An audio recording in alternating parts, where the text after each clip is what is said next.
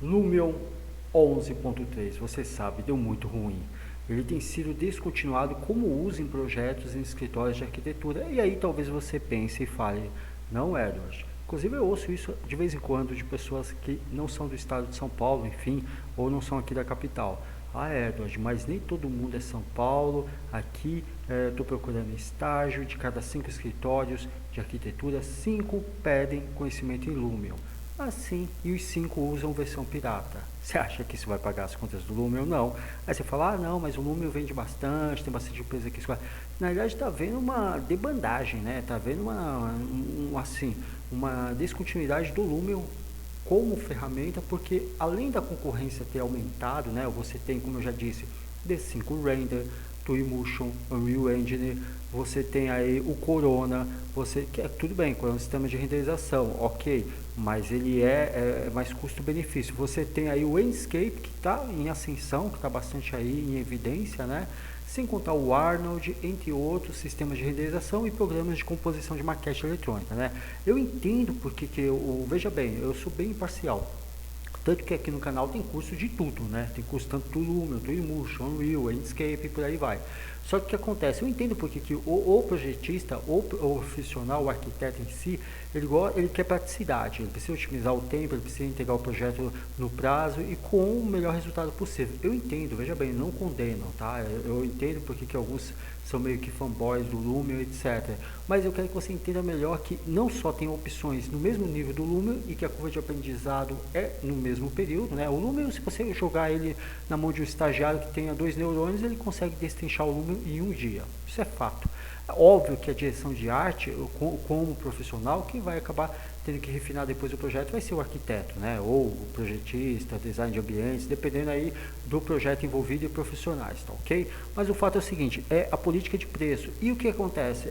Eu acesso bastante, eu participo de vários fóruns na Deep Web e o que acontece? Muitas empresas, elas estão criando uma rede de servidores parrudões, porque acontece, você sabe, há pouco tempo a Epic Games lançou o Metayuma, que é um serviço em nuvem de um app, né, que cria personagens realistas, ultra realistas, para ser sincero.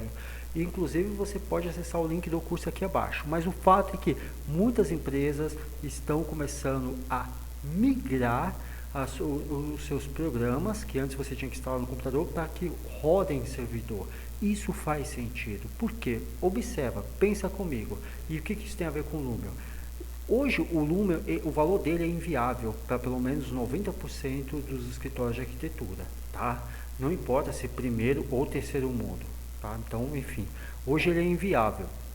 Para empresas que têm projetos, parrudões, projetos aí em larga escala e continuidade, ou seja, para meia dúzia, para algumas poucas empresas, ele pode ser viável custo-benefício, mas para a maioria, sem chance. Pensa no escritório de arquitetura no começo, ou no escritório que tem projetos de forma sazonal, ou seja, aqui e ali, sem continuidade. Ele se torna inviável, sem contar também que as atualizações são estupidamente caras, né? E da versão 9 para 11.3 eu não vi diferença alguma em termos gráficos, tá? Uma facilidade aqui, outra ali, mas nada demais. Tem até alguns fanboys de Lumion que falam, mas tem aurora boreal. Ah, tá, e tem aurora boreal no planeta inteiro, né? Você vai fazer algum projeto que fique em países nórdicos como Finlândia, Noruega, Dinamarca ou extremo do Canadá? Não, não vai, né? Pô, né? O pessoal também faz a relação, né? Então, 2.999 euros, e o euro é uma moeda de ponto flutuante, assim como o dólar pode subir ou descer, ou seja, o Lumion de repente pode estar valendo até mais do que o Bitcoin, mas o fato é que, além de ele ter muita concorrência e o seu valor ser estratosférico, poxa vida, ele não entrega tudo que promete, principalmente na última atualização a 11.3. E isso tem feito com que tenha havido uma debandagem, né? Em demanda aí, o pessoal tem, poxa vida, picado a mula, saído fora, vários escritórios têm deixado de adquirir as atualizações e têm começado a migrar para o Enscape, tá? Enscape, entre outras opções como o Twinmotion, o D5 Render, por aí vai. Mas o fato é que onde eu quero chegar? Serviço em nuvem vai ser a nova tendência, principalmente quando vier o 5G. O serviço em nuvem, para que vocês entendam, ele roda em servidores parrudões, okay? Que tem RTX, placa aceleradora 3D de última geração, processadores, memórias, etc. E as pessoas pagam pelo serviço. Quem tem uma opção híbrida, ou seja, meio a meio, mesclada, é o pessoal da Adobe. Para você ter uma ideia, o pessoal da Adobe já faz mais ou menos, o pessoal da Adobe sofreu muito de pirataria, o Photoshop, Adobe Premiere, After Effects, até hoje sofre um pouco, mas enfim, hoje é mais difícil. Por quê? Você tem que baixar um instalador que ele vai checar, toda vez que você abre o programa, ele vai fazer a checagem no servidor.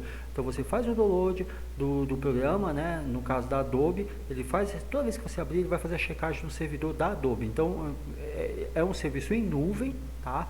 Com relação ao gerenciamento de licença dos programas, você baixa o aplicativo para você ter que conseguir fazer a instalação do programa e sempre utilizar ele. Tanto que a Adobe hoje, só para que vocês entendam, você pode pagar mensalmente, tá? Então ele é um serviço muito mais difícil. Feito isso, a Adobe conseguiu diminuir em até 90% a pirataria.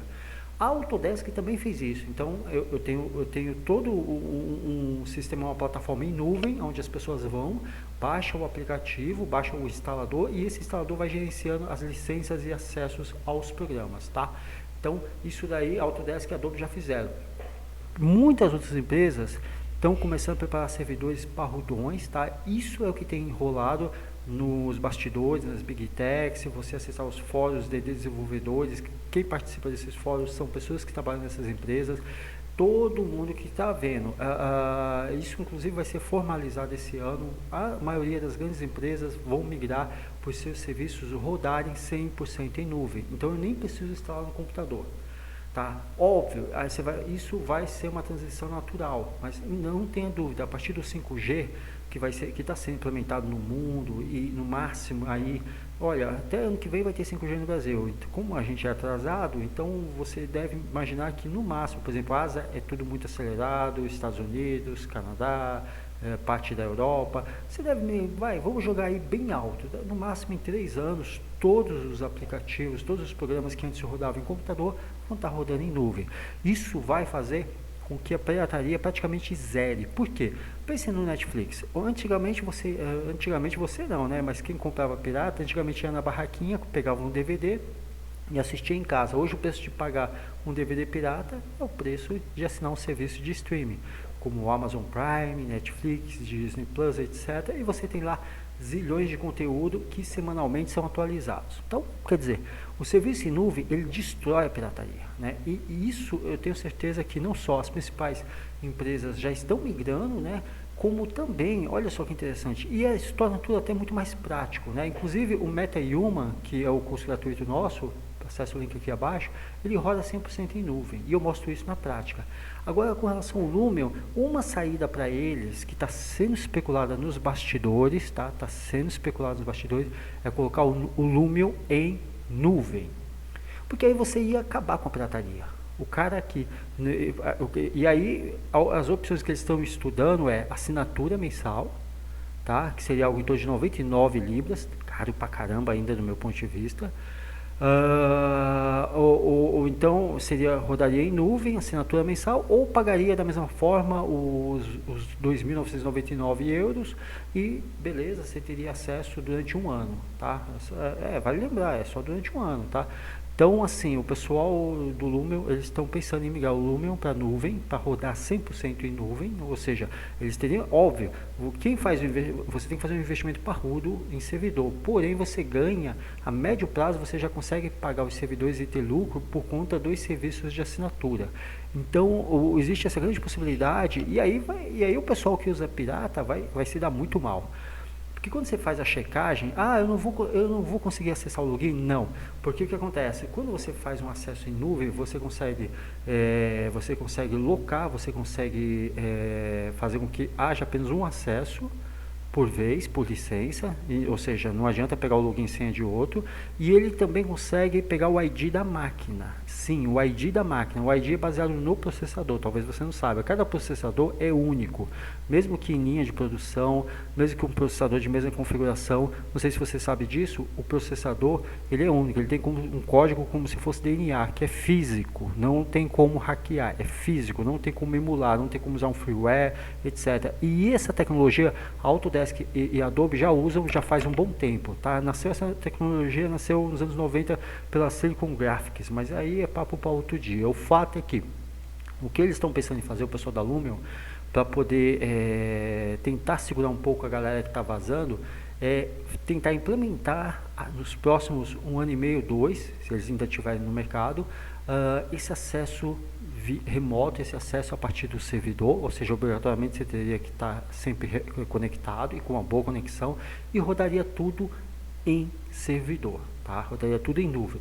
É interessante, né? É interessante, e aí a galerinha do Piratex ia se dar muito mal, a galerinha aí que costuma fazer pirataria do Lumion, e acabar, enfim, porque aí você fala, mas não tem como, não tem, não tem, porque toda vez que você se conectar, ele vai verificar sua conta, ele vai verificar seu perfil, o ID da sua máquina, a sua localização, se não tem outra pessoa tentando se logar com o seu mesmo perfil, etc. E aí, como o controle é a partir deles, se eles verem qualquer mudança, eles bloqueiam e já era, enfim. E por aí vai. O fato é que o serviço em nuvem é uma tendência que já começou e só vai aumentar. E com o 5G, não tenha dúvida. O 5G ele é mais para o serviço remoto, né? Que as conexões de Wi-Fi elas já dão conta do recado bem. Você tem 300 gigas de conexão, na verdade 300 megabits de conexão, você tem 1 giga e por aí vai. Enfim, você tem aí a fibra ótica, aqui mesmo na Camaleão a gente usa a fibra ótica, então quer dizer, é normal, a tendência é só aumentar. Então no Wi-Fi, ou seja, para quem trabalha em desktop, a nuvem já é algo viável e já é o que já está acontecendo. E para quem utiliza, sei lá, o smartphone para trabalhar, ou a tablet, aí a tendência, todos os aplicativos, ao invés de você ter que instalar vários aplicativos aí no seu smartphone, na sua tablet para trabalhar, né, para quem utiliza, você roda tudo em nuvem, e os desktops já estão caminhando para essa convergência de utilizar tudo em nuvem, tá ok? Então, e aí aquela coisa, né, para quem está com a versão pirata do Lumion, você vai ficar defasado, né, porque você está lá usando a versão 11.3, por exemplo, digamos que o Lumion está na 12ª versão, ou 13ª, se ele tiver evoluído, tiver novas ferramentas mais interessantes, você vai ficando para trás, essa é a verdade, tá bom? Então tá aqui, aí eu gostaria de abrir esse espaço adentro para vocês. Entenda o seguinte, eu entendo que tem muito fanboy, só que o que eu percebo aqui no Brasil em especial? Gente, eu já fiz trabalhos para fora, já trabalhei fora, e eu digo para vocês o seguinte, infelizmente muitos profissionais, ou o pessoal que está aí aspirando ser um profissional na área da construção civil, tem uma mentalidade muito, como eu dizer, tem resistência a mudanças, tá?